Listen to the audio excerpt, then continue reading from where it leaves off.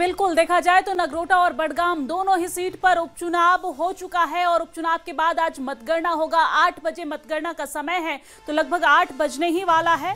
8 बज चुका है और अब मतगणना शुरू हो गया है। आपको जानकारी दे दें कि नगरोटा और बडगाम दोनों ही सीट पर उपचुनाव की जंग है। दोनों सीटों पर काउंटिंग शुरू हो चुकी है।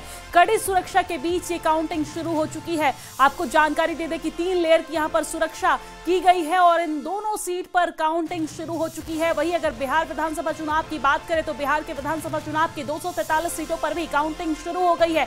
शुरुआती रुझान कुछ ही देर में आने वाला है। और अगर जम्मू कश्मीर की बात करें तो जम्मू कश्मीर के बडगाम और नगरोटा दोनों ही सीट पर तमाम जो पार्टी हैं, सियासी पार्टी, उनकी जो प्रतिष्ठा है वो दांव पे लगी हुई है। अगर नगरोटा की बात करें तो नगरोटा में यहां पर देवयानी राणा के ऊपर अपने विरासत को चलाने का दांव लगा है, क्योंकि इस सीट से उनके पिता भारतीय जनता पार्टी के उम्मीदवार थे, जिनके निधन के बाद ये सीट खाली हुई थी। तो वहीं अगर बडगाम की बात करें तो बडगाम सीट से नेशनल कॉन्फ्रेंस से ज्यादा सीएम उमर अब्दुल्ला की यहां पर प्रतिष्ठा दांव पे लगी हुई है, क्योंकि उमर अब्दुल्ला के लिए ये सीट बेहद ही अहम है। बिल्कुल, तो ये 2 तस्वीरें देख रहे हैं आप। पहली तस्वीर नगरोटा में दिवंगत नेता देवेंद्र सिंह राणा की बेटी देवयानी राणा है और दूसरी तस्वीर आप देखिए नगरोटा में।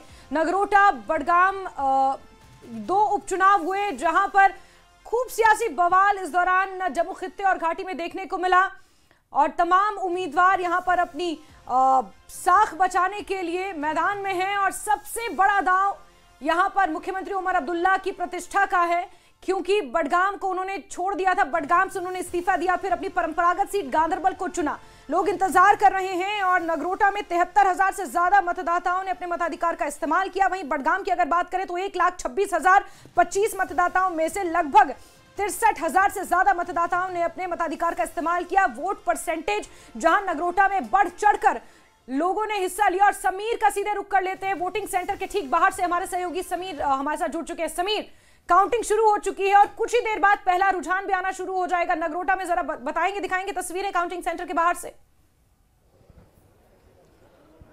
देखिए, मैं आपको बता दूं, अगर हम नगरोटा की बात करें तो देखिए 75% वोटिंग हुई है। इसका मतलब है कि अगर 98,000 वोटर हैं तो 75,000 के हिसाब से आप समझ लीजिए कि तकरीबन 70,000 से ज्यादा वोट पड़े हैं और उनको गिनने के लिए जो है प्रक्रिया चल रही है। मेरे कैमरामैन दिखाने की कोशिश करेंगे जो वोटिंग सेंटर है उसके बाहर की तस्वीर आप देख लीजिए। ये वोटिंग सेंटर जो ये आपको बिल्डिंग दिख रही है, इसी में इन्होंने ये पॉलिटेक्निक कॉलेज यहाँ जम्मू के विक्रम चौक में है और यहाँ पे ही काउंटिंग सेंटर में जो काउंटिंग होगी नगरोटा कॉन्स्टिट्यूंसी की। नगरोटा कॉन्स्टिट्यूंसी 77 है इसका नंबर। और अगर हम इस नगरोटा की बात करें तो मैंने जिस तरह से हम पहले से ही कह रहे हैं कि असली मुकाबला जो है BJP versus national conference Congress combination का जो कैंडिडेट है शमीम बेग, उनके साथ है। लेकिन हरदेव सिंह जो कि Jammu Kashmir panthers party India के जो नेता है और उसके चेयरमैन है, उनका भी इसमें बहुत ज्यादा एक दमखम उन्होंने भी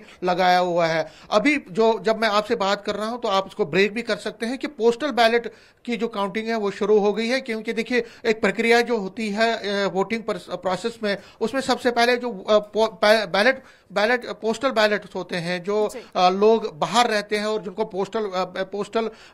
पोस्टल बैलेट के जरिए वोट डालने का हक होता है, तो उनकी काउंटिंग अभी शुरू हो गई है और कुछ देर के बाद ही पहला रुझान देखने को मिल जाएगा। फिलहाल काउंटिंग शुरू हो गई है पोस्टल बैलेट की। उसके बाद फिलहाल काउंटिंग शुरू हो गई है पोस्टल बैलेट की, यहाँ पर काउंटिंग शुरू हो गई है। शुरुआती रुझान भी कुछ ही देर में आने लगेंगे और उसके बाद ईवीएम की काउंटिंग भी होगी। लेकिन अगर समीर देखा जाए तो यहाँ पर बहुत ज्यादा वोट प्रतिशत देखने को मिला है। मतदाता जो है वो रिकॉर्ड तोड़ यहाँ पर मतदान उन्होंने किया है। तो इसे किस ओर देखा जाए, किस ओर इशारा ये है, क्योंकि जब हम देखते हैं कि चुनाव जो है, मतगणना जो है, मतदान जो है वो बढ़ चढ़कर होता है, तो इसे 2 तरीके से लेते हैं। जो विपक्ष है वो खुश होते हैं और ये कहते हैं कि ये बदलाव की वोटिंग है, तो वही जो सत्ता पक्ष है वो खुश होते हैं और कहते हैं कि जनता जो है वो खुश है, गदगद है और ये यहाँ पर आके वोट डाल रहे हैं। तो इसे किस तरीके से देखा जाए, क्योंकि नगरोटा में 75% मतदान हुआ है।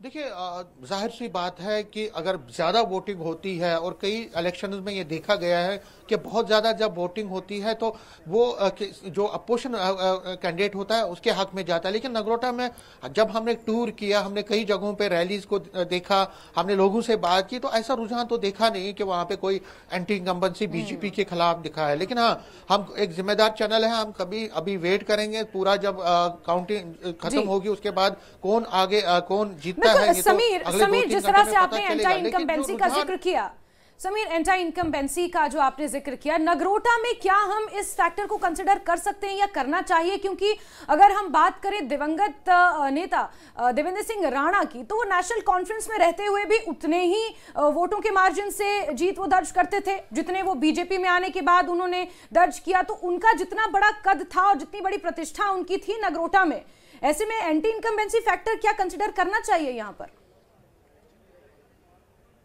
देखिए, मुझे नहीं लगता कि वहां कोई एंटी इनकम्बेंसी है बीजेपी के खिलाफ। और सबसे बड़ा मैं आपको जैस्मिन बता दूं, दिव्यानी राणा के लिए एक दो चीजें बड़ी जो उनको हक में जाती है। पहला, सिंपैथी फैक्टर, जो कि देवेंद्र सिंह राणा का जो एक उनकी डेथ हुई उसके बाद जो एक वैक्यूम और उसके बाद जो उनकी एक लहर, सिंपैथी लहर थी, उसका फायदा जो है बीजेपी को मिलेगा, दिव्यानी राणा को मिलेगा। दूसरा, अपोजिशन इतनी स्ट्रांग नहीं थी। देखिए, अपोजिशन में नेशनल कॉन्फ्रेंस और कांग्रेस दोनों कंफ्यूजन में रहे। नेशनल कॉन्फ्रेंस चाहती थी कि कांग्रेस वहां से लड़े, कांग्रेस ने लास्ट मोमेंट पे डॉज किया और उन्होंने वहां से अपना उम्मीदवार नहीं उठाया।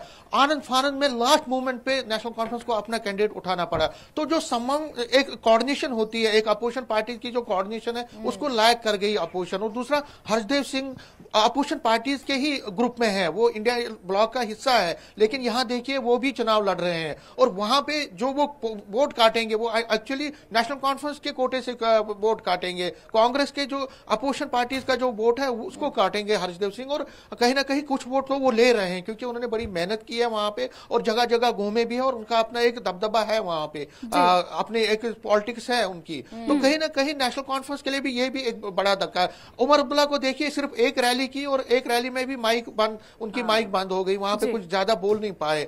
लेकिन बीजेपी की देखिए, बीजेपी में दिव्यानी राणा तकरीबन 11 महीने से लगातार घर घर जा रही थी। उन्होंने एक संवाद वहां पे कायम किया था, उसका फायदा उनको मिलेगा। जब फ्लड थे, उस फ्लड में भी उन्होंने बहुत काम किया। जी बिल्कुल समीर, और हमने ये भी देखा कि उनके पिता के निधन के बाद भी वो कभी शांत नहीं बैठी और वो लगातार अपने इस क्षेत्र में दौरा करती रही, लोगों के बीच पहुंचती रही, और कई सारे फैक्टर उनके साथ है। सिंपैथी फैक्टर तो है ही, साथ ही साथ अन्य भी कई सारे फैक्टर हैं। आबिद भी हमारे साथ लाइव जुड़े हुए हैं, लौटूंगे आपके पास समीर। आबिद, आप जहां पर इस वक्त मौजूद है, किस क्षेत्र में आप मौजूद है, वहां पे क्या स्थिति देखने को मिल रही है? क्योंकि वोटिंग भी जो मतगणना है वो भी शुरू हो गई है, क्या कुछ अपडेट है आपके पास?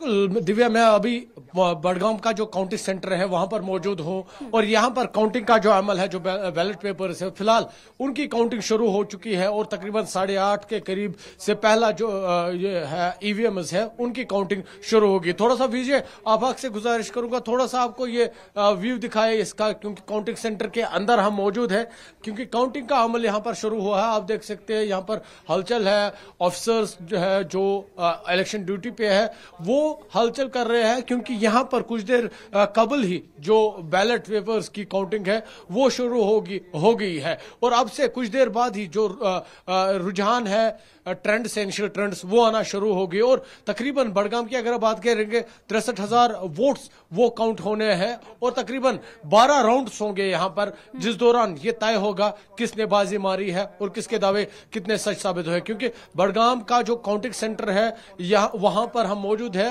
और कुछ देर कबल यहां पर जो काउंटिंग का अमल है वो शुरू हुआ है। जो बैलेट पेपर्स है पहले उनकी काउंटिंग हो गई, उसके बाद ईवीएम्स को खोला जाएगा, क्योंकि ईवीएम्स में ही जो उम्मीदवार है उनकी तकदीर बंद है, उनकी किस्मत कैद है। रुझान आने शुरू हो चुके हैं, आपके पास मैं लौट कर आऊंगी, क्योंकि पूरे देश भर की निगाहें इस वक्त बिहार विधानसभा चुनावों की 243 सीटों पर भी लगी हुई हैं और पहला रुझान बिहार की तरफ से दिव्या आना शुरू हो चुका है। 2 सीटें एनडीए के खाते में जाती हुई नजर आ रही है। दर्शकों को ये क्लियर कर दें, ये रुझान है, यानी कि जो काउंटिंग जैसे जैसे आगे बढ़ रही है